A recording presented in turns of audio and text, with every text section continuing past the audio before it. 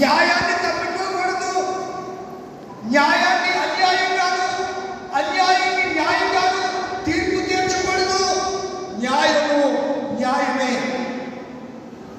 ఈ భూప్రపంచంలో 850 కోట్ల మంది ప్రజలుంటే ఏ దేశంలోకైనా న్యాయము ఎప్పుడు న్యాయమైన సంగతిని జ్ఞాపకం చేస్తున్నారు. అయితే న్యాయాన్ని ఎవరు ఎరుగుతారు? బుద్ధిమంతులు ఎరుగుతారు. న్యాయాన్ని ఎవరు ఎరగరు చెప్పండి? బుద్ధిహీనుడు. చాలా మంది అంటారు వీడు చాలా బుద్ధిహీనుడండి,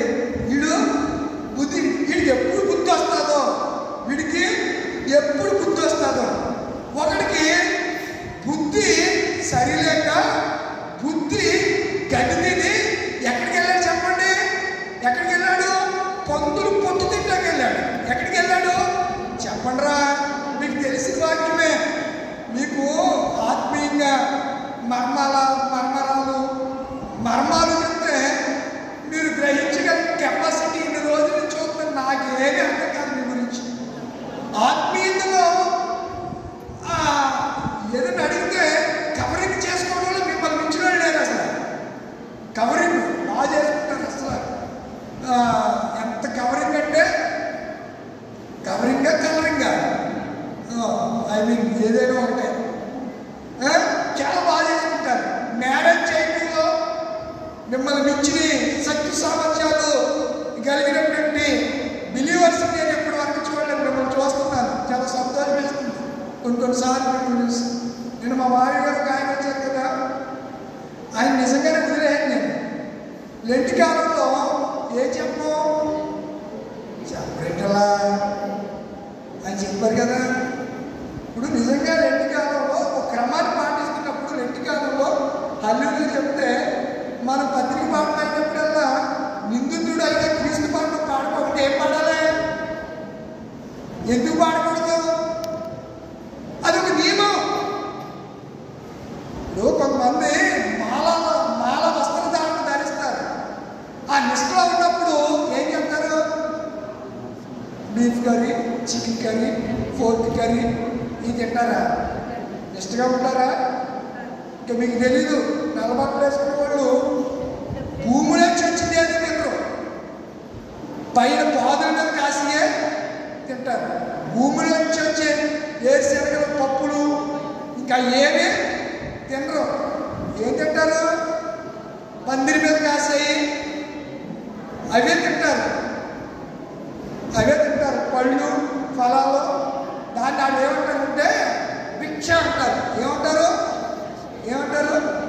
స్వామి ఇప్పుడే ఏం చేసి వచ్చాను? భిక్ష చేసి వచ్చాను అంటారు.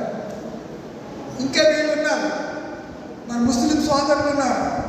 రంజాన్ నెలలో ఏం చేస్తారు? రాత్రి అంతా తింటారు మేక తిన్నట్టు. తెల్లారి ఉప్పు కూడా బయట పోయిరు. మరలా చీకటి పడిపోతే మళ్ళీ మొదలెడతారు. వాల్నట్స్, ఖర్జూరాలు, పిస్తాలు, బాదంలు, చుట్టుగడ్డలు. అబ్బా ఒకటేంటి అసలు మామూలు భోజనం తింటే ఏముందండి? కార్బోహైడ్రేట్స్ ఈ కార్బోహైడ్రేట్స్ తిన్నా ఒకటే, తినకపోయినా ఒకటే. అది కదా అసలైనవి.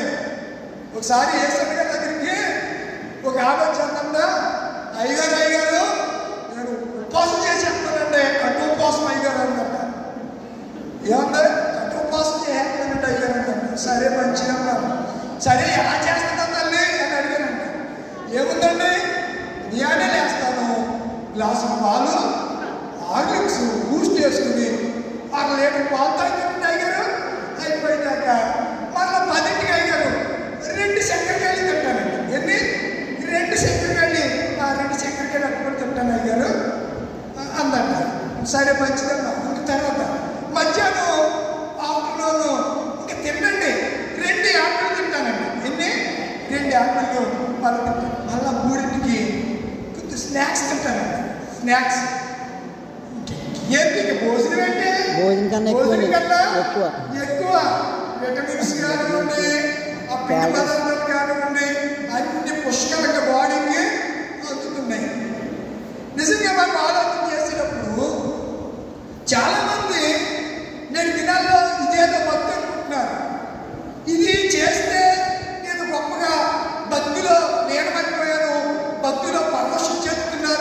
నా భక్తిని మెచ్చి భక్త నీకు ఏం కావాలో కోరుకో అంటాడు దేవుడు అని అనుకుంటారా? భగవంతునికి భక్తునికి అంతర్ధానమైంది ఏ భక్తి చెప్పండిలా. అంబిక